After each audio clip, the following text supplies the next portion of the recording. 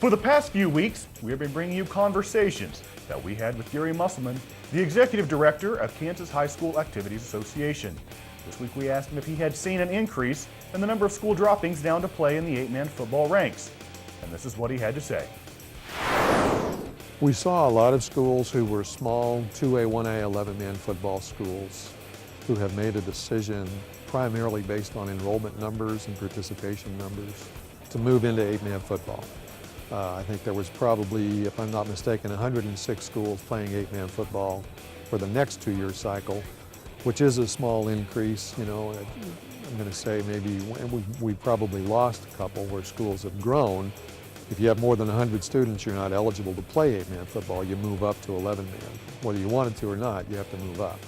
And that's a rule 8-man schools have insisted on to try to ensure that schools playing 8-man football are truly small enough schools to have somewhat fair, equitable competition. If you had a school of 200 kids or 150 kids playing 8-man football, that would just be a disservice to schools that are truly of that size.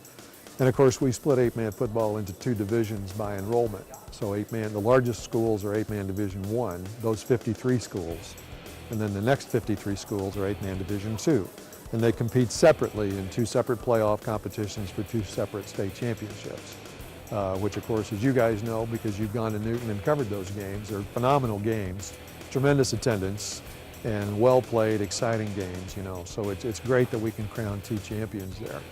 But you're correct. I think the continuing decline in enrollment in smaller communities are causing more schools like my hometown of Ness City to move from 11-man football to 8-man football.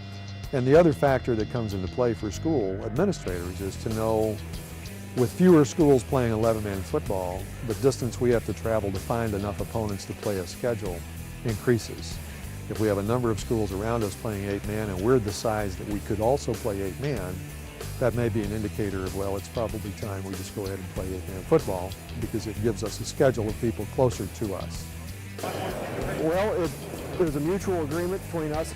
We've been for the last 6 years in a cooperative agreement with Dayton High School to maintain an 11-man program where both communities wanted to try to maintain an 11-man, but declining enrollment over the last decade or 15 years has really caused us to reconsider that, and like I say, mutual agreement between both schools to go ahead and go our separate ways with 8-man programs, you know, for this next 2-year football cycle.